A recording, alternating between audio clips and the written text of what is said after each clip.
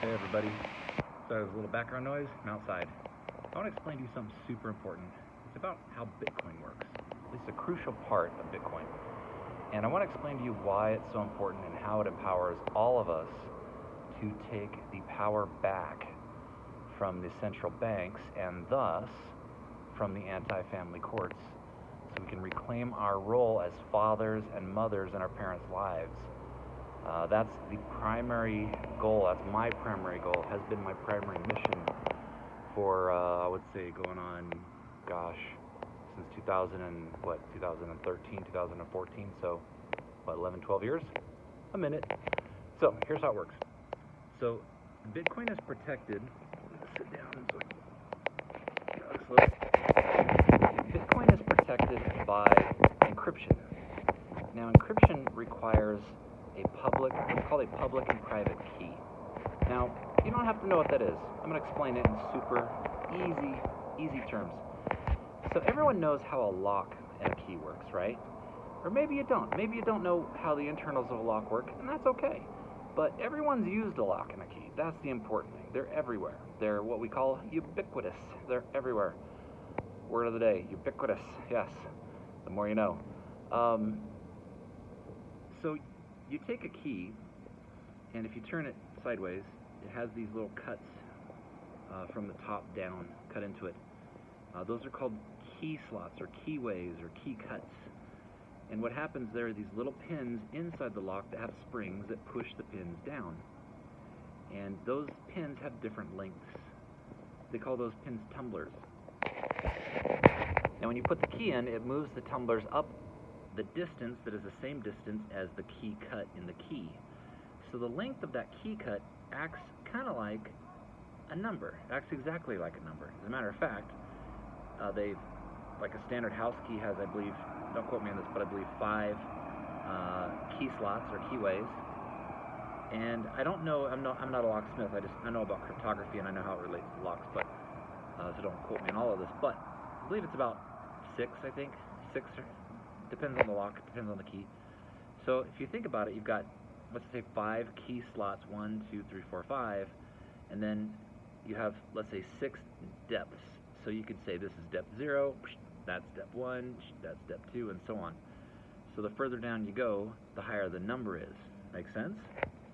Now if you take those numbers, so if you have, there's 6 possible numbers in the first keyway, 0 or 1 through 6, right? There's 6 possible numbers in the second keyway, and then there's 5 of them altogether, so 6, 6, 6, 6, and 6, right? The way the math works on that is actually pretty brilliant. It's pretty simple too, and it's easy to visualize if you know how a key works. The way that the math works is there are actually a maximum number of passwords or a maximum number of keys you can create for a given lock. And so hypothetically, if you were an expert locksmith and you had a machine that could create keys super quick, right? Imagine you had that. Those things exist. Imagine you're a locksmith and you wanted to be able to open any, quick set lock in the entire world. All you'd have to know is how many key slots are there, how many depths are there for each one, and then you could simply cut one key for each combination, right? And how many keys would that be that you would have to tote around in your little ditty bag? Here's how you do it. You take 6. There's 6 numbers in the first slot, and then there's 6 in the second. So you go 6 times 6 times 6 times 6 times 6. So 6 raised to the 5th power. That's all that is. When you raise something to a power, or an exponent is another way to say it. So all you're doing is you're taking a number and multiplying it times itself that many times. And in this case, we multiply that number times itself 5 times because there are 5 keyways. Make sense? Pretty easy, right? So I don't know what that big number is. It's some really big number. You could take your calculator out and figure it out. But it's some really big number. So I don't know how many. Let's just say 10,000, 100,000. Who knows? I can't do that math in my head. I'm not the Rain Man. I wish I were, but I'm not. But it's not too tough, right? So if you cut all of those keys and you carried them around with you in your little ditty bag, you could then try them all on a lock. That's a problem, isn't it? Let's just say there are 10,000 possible keys, for example. hypothetically, if there were 10,000 keys, how long would it take you to try each key? And then, how long would it take you to try 10,000 of them?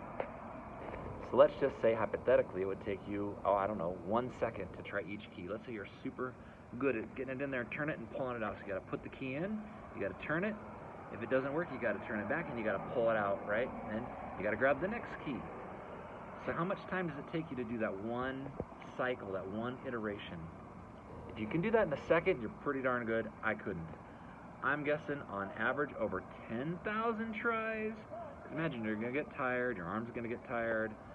If it takes like a few hours, you're going to get hungry, because we're people, right? We have needs, we have wants, we have desires, all that stuff. We need water and we get thirsty.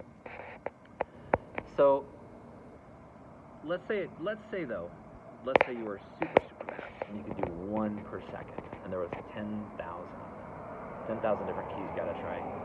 So that would mean it's 10,000 seconds. So how many minutes is that?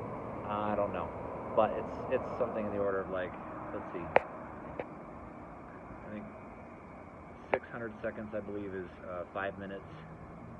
So that'd probably be let's say an hour or two, give or take, ballpark. Maybe 2-3 hours, I'm not sure. But it'd take a number of hours, right? So you'd have to sit there and try every key, and you'd have to do 1 per second. You'd have to be really super fast at doing that, not get tired, not get thirsty, not have to go pee. And you'd have to do it, let's say it takes 3 hours, just hypothetically. So you'd have to sit there to get the lock open using this method. If you have every possible key, it'd take let's just say 3 hours. That would mean you'd have to sit there, do this as fast as you can, without someone coming along and seeing you there, attempting to open the lock, right? Because if someone comes and sees you, they're going to, hey, what are you doing? You're breaking into that lock, and they're going to call the cops. Cops are going to come, arrest you, as they should, and then boom, you're caught. You couldn't do it even that easily. Even if you have every possible key, it's still really tough. That is the basic mechanism that protects every cryptographic system. It's the same mechanism, interestingly, that protects the locks on your home, the locks on your car, the safe on a bank. Every lock known to man and woman, it's that same mechanism. And you know what the key thing is? No pun intended. The key thing is that actually protects it, if you think about it. It isn't the lock, it isn't the keys, it's time. Time protects it. Because the more key slots you have, and the more digits in each keyway, the more time it takes. So it's really time that protects your locks and your house and your car and your valuables in the bank and all that stuff. Sit all the way down. So that's a very important thing I want to impress on your mind, is it's time. Time is what protects almost everything, more than you might imagine. If you noodle on this and you just watch and you pay attention as you're walking around throughout your day, you'll notice this plays into a lot more things than you might have ever thought. It plays into almost everything, just about everything. So it's time. So we just did a very simple example where we talked about everything, something that we can all relate to. Because I want to give you something you can relate to understand the concept. Because once you understand the concept, and the concept I'm trying to explain is encryption and decryption, okay? Big words. All they mean is when you encrypt something, it's equivalent to taking that lock and putting it on a lockbox. So you put some stuff in a lockbox. Let's say you put a message into a box. And let's say this box is made of some imaginary material that can never be penetrated, can never be broken, it's unbreakable. It's made out of vibranium or something like that. For all you X-Men fans out there, or maybe it's Captain America, I don't know. Sue me. Or don't. Either way. But let's say you put a message into a box and you put this lock on it, and it's the same exact lock using the same exact mechanisms as a lock on your home. And then all of these things we just talked about are true. All these assumptions that I'm making are true. Then it would take you about, someone could crack into it in about 3 hours. But let's say you want to put a lot of money into this box. Let's say you want to put like, I don't know, 10 grand or $100,000. And you want to keep it safe by burying it in some random location like pirates used to do. Because that's what protected all their jewels and stuff, right? They would bury this box in a random location somewhere out in the seven seas. So it was the randomness that protected their jewels and their gold, right? Randomness, being in a random spot. Interesting, right? But then if you happen to find that random spot, you'd still have to crack open their lock, which then it takes you time. So there's an interesting relationship between time and randomness. And it all plays into Bitcoin, it all plays into everything. So let's say you wanted to make something more safe, you want to plant this box somewhere and you want it to be impenetrable. Well, what you could do is you could make a lock that has more keyways. So if you have 5 keyways, you have 1, 2, 3, 4, 5, and in each keyway you have 6 numbers, you could just add a 6th keyway. So then it would be 6, instead of 6 times 6 5 times, it would be 6 times 6 6 times, or 6 raised to the power of 6, which makes it, it's called exponentially more difficult, because that means there's exponentially more combinations, more passwords, because each one of those numbers on a key is equivalent to a password. So it's really just a 5-digit number if you think about it. So each key is just a 5-digit number. So if we add a sixth keyway, it makes it exponentially more difficult to crack. So that means that your money in your little lockbox there is exponentially more safe and more secure. See how there's that relationship there? Pretty interesting, huh? So let's say that wasn't safe enough. Let's say, given this new keyway, or this key slot, let's say it doesn't take you 3 hours, a criminal 3 hours now to grab your stuff or to crack the lock. Let's say it takes them, I don't know, 2 days. Well, let's say that's not safe enough. You want it even safer still. So you go ahead and put another one. Let's say that increases the security, the time factor is what they call it. Let's say that increases the security time factor up to, I don't know, not 3 days, let's say it raises it up to, I don't know, 3 months. But that isn't safe enough. Let's say you keep going, and you keep going, and you keep going.